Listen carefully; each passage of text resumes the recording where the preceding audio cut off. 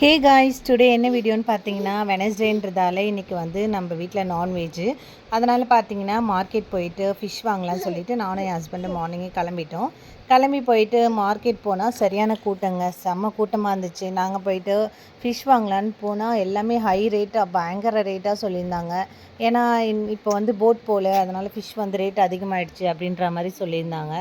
சரி ஓகே சொல்லிட்டு நாங்கள் உள்ளே போய் பார்த்தோம். உள்ளேயும் அதே ரேட்டில் தான் சொல்லிட்டு இருந்தாங்க. அப்புறம் ஃபைனலாக ஒரு பாட்டிக்கிட்ட போயிட்டு இந்த பாறை மீன் வாங்கிட்டு வந்தோம். இது பார்த்திங்கன்னா 150 ஃபிஷ் வாங்கிட்டு அப்புறம் வர வழியில் பார்த்திங்கன்னா இளநீர் இருந்தது. இளநீர் கடையில் நிறுத்திட்டு நானும் என் ஹஸ்பண்டும் பார்த்திங்கன்னா இளநீர் குடித்தோம். குடிச்சிட்டு பார்த்திங்கன்னா ஸ்ட்ரெயிட்டாக நாங்கள் சூப்பர் மார்க்கெட் போயிட்டு அங்கே கொஞ்சம் பர்ச்சேஸ் பண்ண வேண்டியது இருந்தது. அதனால் அங்கே கொஞ்சம் எல்லாமே வாங்கிட்டு அப்புறம் வீட்டுக்கு வந்துட்டோம். வீட்டுக்கு வந்தது எல்லா திங்ஸும் எடுத்து பார்த்து காஷ்மீரி தூள் அண்ட் வந்து சர்லாக்கு எல்லாமே வாங்கியிருந்தோம். பாப்பாவுக்கு பார்த்திங்கன்னா சர்லாக் எல்லாமே காலி ஆகிடுச்சு. அதனால் பாப்பாவுக்கு சர்லாக் வாங்கிட்டு அப்புறம் எண்ணெய் பேக்கெட் எல்லாமே வாங்கிட்டு வந்தோம். ஃபிஷ் பார்த்திங்கன்னா நல்லா ஃப்ரெஷ்ஷாகவே இருந்துச்சுங்க, வாங்கலாம் தாராளமாக எனக்கு தெரிஞ்சு. அதுக்கப்புறம் பார்த்திங்கன்னா பாப்பாவுக்கு அரைக்கீரை வாங்கிட்டு வந்தோம். நெக்ஸ்ட் வந்து மாங்காய் வாங்கிட்டு வந்தேன். மீன் குழம்புக்கு மாங்காய் நல்லாயிருக்கும்ன்ட்டு மாங்காய் வாங்கிட்டு வந்தேன். இதெல்லாம் பார்த்திங்கன்னா 20 ருபீஸ் தான் ஒரு பேக்கெட்டு. வரும்போதே மார்க்கெட்டில் வாங்கிட்டு வந்துடுவோம். அதுக்கப்புறம் சக்கரவள்ளி கிழங்கு அண்ட் வந்து லெமன் எல்லாமே வாங்கிட்டு வந்தோம். அதுக்கப்புறம் பார்த்திங்கன்னா அரிசி வாங்கணும். இந்த அரிசி தான் நான் வந்து யூஸ் பண்ணிகிட்ருக்கேன், ஒலிவிளக்கு. இந்த பிராண்ட் வந்து நல்லாயிருக்குங்க. இந்த வெயிலுக்கு வெளியே போயிட்டு வந்தோன்னே நம்ம ஃபீலிங் எப்படி இருக்கும்னு பாருங்களேன். இப்படி தாங்க எனக்கும் ஃபீல் ஆச்சு. ஏன்னா வந்து இந்த வெயிலில் வெளியே போயிட்டு வரவே முடியல, அவ்வளோ வெயிலாக இருந்துச்சு.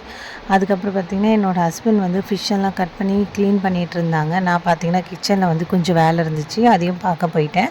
எல்லாமே க்ளீன் பண்ணி ஃபிஷ்ஷெல்லாம் ஃப்ரெஷ்ஷாக க்ளீன் பண்ணி எடுத்துகிட்டு வந்துட்டாங்க. நான் எடுத்து பார்த்துட்டு இருந்தேன். அவ்வளோ சாஃப்டாக க்ளீனாக நல்லா இருந்துச்சு. அதுக்கப்புறம் நான் வந்து கிச்சனில் வந்து புளி ஊற வைக்கலான்னு வந்திருந்தேன். எனக்கு மீன் குழம்புக்கு வந்து புளி வந்து முன்னாடி ஊற வச்சுட்டு வெஜிடபிள்லாம் கட் பண்ணலான்னு சொல்லிவிட்டு நான் வெஜிடபிளாக எடுத்துகிட்டு இருந்தேன். புளி பார்த்திங்கன்னா கொஞ்சம் நெல்லிக்காய் சைஸில் கொஞ்சமாக போடுங்க, கரெக்டாக இருக்கும். நம்ம போடுற அளவு பொறுத்து தான் நம்மளுக்கு டேஸ்ட்டு கிடைக்கும். அதுக்கப்புறம் பார்த்திங்கன்னா ரைஸ் வந்து போட்டுட்டேன். ரைஸ் நல்லா க்ளீன் பண்ணிவிட்டு தண்ணி ஊற்றி ரைஸ் போட்டுட்டேன்.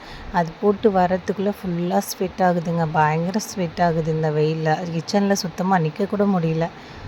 நெக்ஸ்ட்டு பார்த்திங்கன்னா வெஜிடபிள்லாம் எடுத்து வச்சுருந்தேன். தக்காளி, வெங்காயம், சின்ன வெங்காயம், அதுக்கப்புறம் பூண்டு, பச்சை மிளகா, மாங்காய் எல்லாமே எடுத்து ரெடியாக வச்சுருந்தேன். சின்ன வெங்காயம் பார்த்திங்கன்னா மீன் குழம்புக்கு நல்லா டேஸ்ட்டு கொடுக்கும். அதனால் நீங்கள் சேர்க்கும் போது கொஞ்சம் சின்ன வெங்காயம் சேர்த்துக்கோங்க, எக்ஸ்ட்ரா பூண்டு கூட சேர்த்துக்கோங்க, நல்லாயிருக்கும்.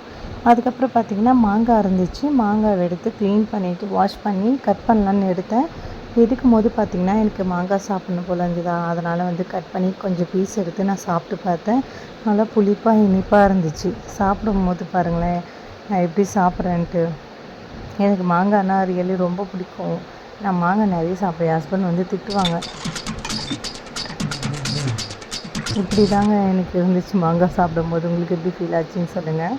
இது பார்த்திங்கன்னா என்னோடய ஃபேவரட் ட்ராமா, இது கொரியன் ட்ராமா தான், எனக்கு ரொம்ப பிடிக்கும். அதை பார்த்துட்டு அப்படியே வேலை செஞ்சிட்ருந்தேன். அதுக்குள்ளே வெஜிடபிள் எல்லாமே கட் பண்ணி எடுத்துட்டேன். என்னென்ன எடுத்துருக்கேன் பாருங்கள். மாங்காய், பூண்டு, தக்காளி, வெங்காயம், சின்ன வெங்காயம், பச்சை மிளகாய் எல்லாமே ரெடியாக கட் பண்ணி வச்சுட்டேன். புளியும் நல்லா ஊறிடுச்சு. அதுக்கப்புறம் பார்த்திங்கன்னா கடாய் வச்சுட்டு கடாய் நல்லா காஞ்சதுமே நல்லா தாராளமாக எண்ணெய் ஊற்றிக்கோங்க. எண்ணெய் ஊற்றிட்டு கடுகு, அதுக்கப்புறம் வெந்தயம் போட்டுக்கோங்க. ரெண்டுமே நல்லா பொரிஞ்சு வந்ததும் பூண்டு, சின்ன வெங்காயம், பெரிய வெங்காயம் போட்டு நல்லா வதக்கிட்டு அதுக்கு மேலே கருவேப்பிலையும் 2 பச்சை மிளகாய் இருக்கும், அதையும் போட்டு நல்லா. சின்ன வெங்காயம் பார்த்திங்கன்னா மீன் குழம்புக்கு நல்லா டேஸ்ட் கொடுக்குங்க, அதுக்கு தான் சின்ன வெங்காயம் போடுறது. மறக்காமல் சின்ன வெங்காயம் ஆட் பண்ணிக்கோங்க. அதுக்கப்புறம் பார்த்திங்கன்னா சைடில் வந்து புளி ஊற வச்சுருந்தேன். புளி வந்து நல்லா ஊறிடுச்சு. அதை நல்லா மிக்ஸ் பண்ணி எடுத்துக்கோங்க. எடுத்தோடனே வெங்காயமும் நம்ம போட்டு வதக்குனது நல்லா வந்து ப்ரௌனிஷாக வந்துடுச்சு.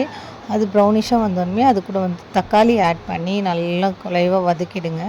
அது வந்து நல்லா தொக்கு மாதிரி வரணும். தொக்கு மாதிரி வந்ததுமே நம்ம வந்து மசாலா இப்போ ரெடி பண்ண போகிறோம். மீன் குழம்புக்கு நான் மசாலா எப்படி ரெடி பண்ணுவேனோ அதை வந்து உங்களுக்கு நான் ஷேர் பண்ணுறேன். ஆல்ரெடி அந்த வீடியோவில் ஷேர் பண்ணியிருப்பேன், பட் அதில் சரியாக உங்களுக்கு காட்டியிருக்க மாட்டேன். இதை வந்து நான் கிளியராக வீடியோ எடுத்திருக்கேன், அதனால் நான் உங்களுக்கு கிளியராக காட்டுறேன்.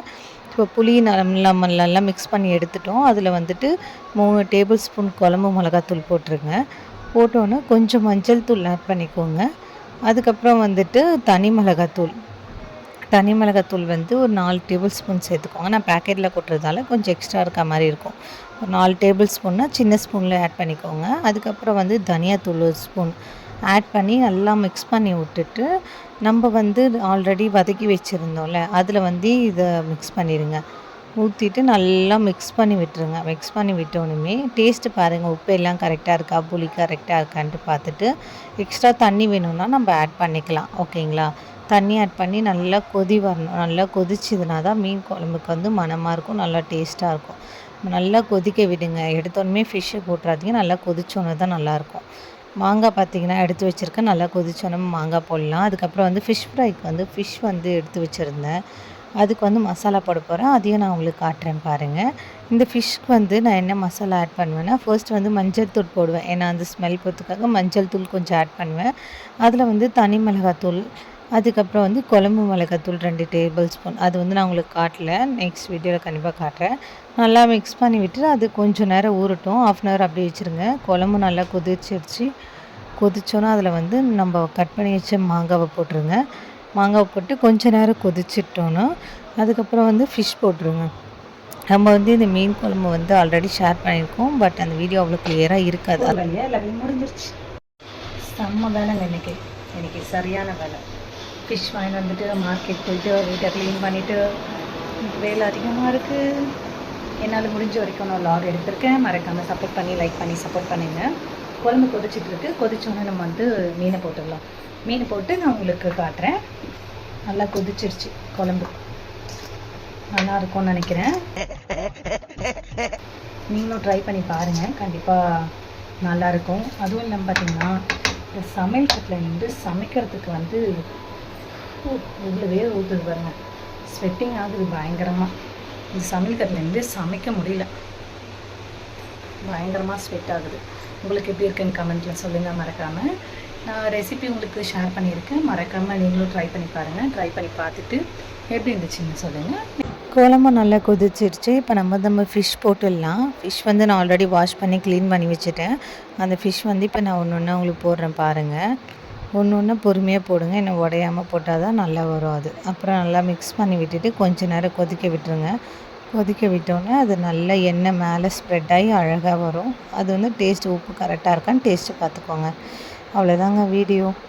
நம்ம வந்து நிறைய பேர் கேட்டிருந்தீங்க லைவ் வரலையான்ட்டு. லைவ் பார்த்திங்கன்னா எனக்கு டைம் கிடைக்கும் போது தாங்க வர முடியும். ஏன்னா பாப்பா வச்சுட்டு எதுவுமே பண்ண முடியல. நெக்ஸ்ட் டைம் நான் கண்டிப்பாக லைவ் வரும். வந்தேன்னா கண்டிப்பாக உங்கள்கிட்ட எல்லாருக்கூடையும் பேசுகிறேன். சரிங்களா? எனக்கு வர பயங்கரமாக ஸ்வெட் ஆகிட்டு இருந்தது. கிச்சனில் நிற்கவே முடியலைங்க. குழம்பும் நல்லா கொதிச்சிருச்சா, அதையும் அப்படியே எடுத்து வச்சுட்டு ஃபிஷ் ஃப்ரையும் பண்ணி முடிச்சுட்டு அவ்வளோதாங்க. இப்போ தாங்க எனக்கு ரிலீஃபாகவே இருக்குது. கொஞ்சம் நேரம் உக்காஞ்சிட்டு இந்த ஃபேன் காற்றுல கொஞ்சம் நேரம் உட்காரவே அவ்வளோ நிம்மதியாக இருக்குது. ஏன்னா எல்லா வேலையும் முடிச்சுட்டு ஃப்ரீயாக உட்காருது எவ்வளோ நிம்மதி தெரியுமா? அவ்வளோ ஃப்ரீயாக இருந்துச்சு. அப்புறம் நெக்ஸ்ட் நம்ம இன்னொரு லாகில் பார்க்கலாம். மறக்காமல் லைக் பண்ணி சப்ஸ்கிரைப் பண்ணி சப்போர்ட் பண்ணுங்கள். நான் வந்து ஃபிஷ் ஃப்ரை பண்ணுறது வீடியோ எடுக்கல, அதனால் வந்து நார்மலாக காட்டியிருக்கேன். நான் சாப்பிடும் போது எடுத்த வீடியோ. நெக்ஸ்ட் நம்ம இன்னொரு லாகில் பார்க்கலாம். பாய் காய்ஸ் எல்லாருக்கும்.